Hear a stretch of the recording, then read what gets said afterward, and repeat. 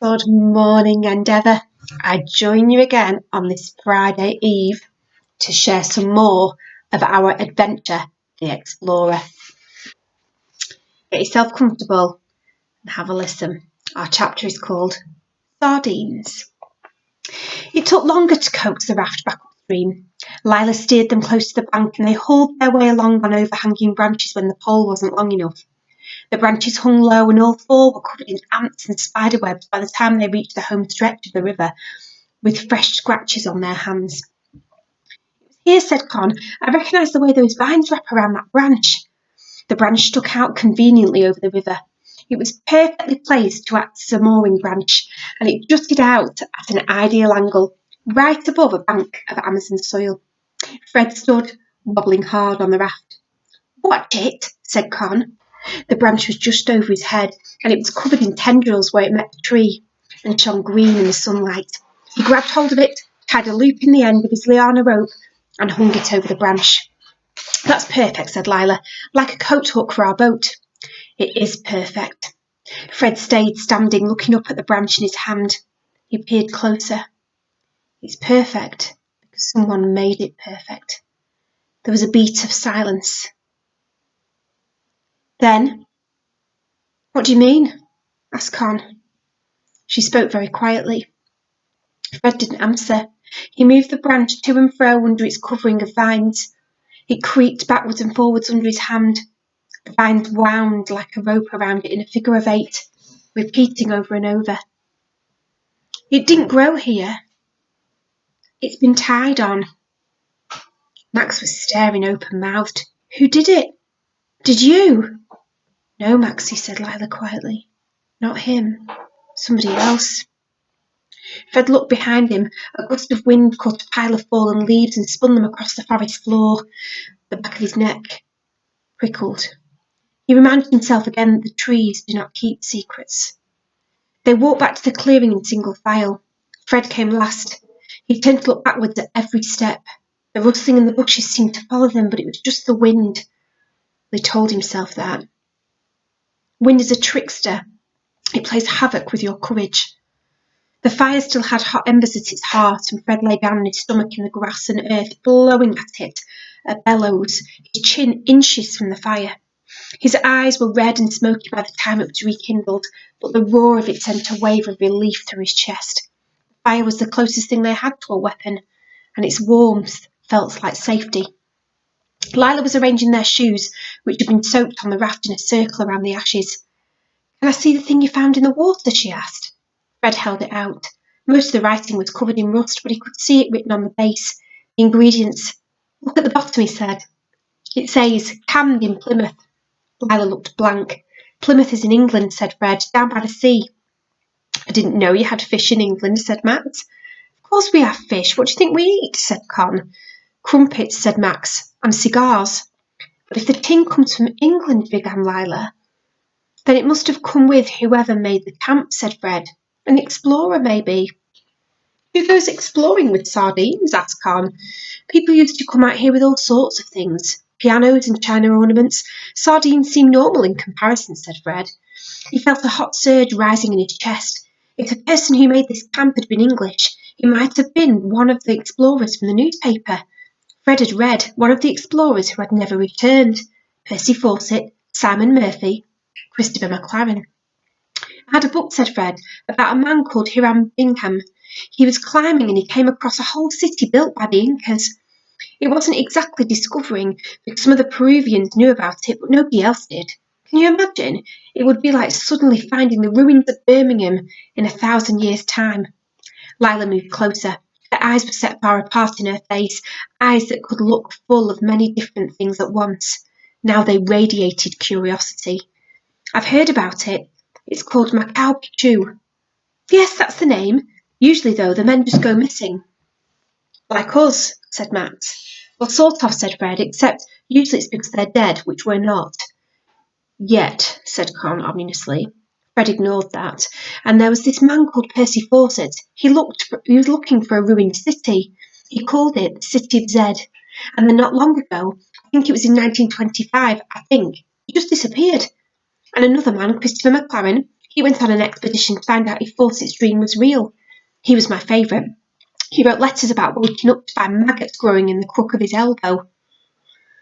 How lovely, said Con. Did the maggots get him? Nobody knows. He sent a telegram and then he disappeared. Fred hesitated. I memorised the telegram, actually. How does it go? Asked Lila. Fred cleared his throat. Just a line from this last outpost of civilization to advise you that I'm about to go out of communication. I am well and fit, and there is every hope of a successful issue to the expedition, risky as it is in some ways. Con raised both eyebrows. He sounds fun.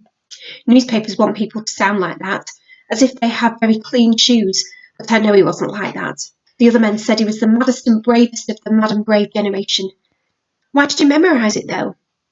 Fred blew on the fire again, so they wouldn't see his face going red. I just like the idea that there's still things that we don't know. At school it's the same thing every day. I like that it might be all right to believe in large, mad, wild things. The journey on the raft had taken up the whole morning, but still the afternoon stretched ahead of them, thick and green and vibrating with heat. We need more wood, said Fred. They would burn through what they had by the time dark came. They needed so many things, he thought. Food, and a plan or a map or a passing ship, but at least wood was something he knew where to find. His vision swam as he stood. He was growing weaker and the blood in his veins felt thinner. At first, Fred went fast, his head down, marking the trees with a neck scratched in the bark, watching his feet among the roots and the fallen branches. Soon he began to slow. There was so much to look at, so much that was strange, so much that was new and vast and so very palpably alive. The trees dipped down their branches, laden with leaves broad enough to sew into trousers. He passed a tree with a vast termite nest as big as a bathtub growing around it. He gave it a wide berth. The greenness, which had seemed such a forbidding wall of colour, was not up close green at all, Fred thought. It was 1,000 different colours, lime and emerald, moss and jade and deep dark, almost black green, that made him think of sunken ships. Fred breathed in the smell. He'd been wrong to think it was thick, he thought. It was detailed. It was a tapestry of air. The trees clustered more closely together the further he walked. The light grew dimmer, though he was sure it was still mid-afternoon, a deep green filtering through a roof of leaves and vines. He heard something move in one of the bushes and clustered around his feet. Hello? He called. He stepped backwards. Hi. As he called, something sharp scraped against his arm. He jumped and leapt away and felt his mouth fill with a taste of fear, bile and tin. But it wasn't a snake, or even a spider. Being stupid, Fred. It was just a bush. Or perhaps it wasn't even a bush, and he leant closer. It was a clump of spiky fruit. Pineapple, he whispered aloud. Fred felt his fingertips prickle, shot through with a spark of discovery.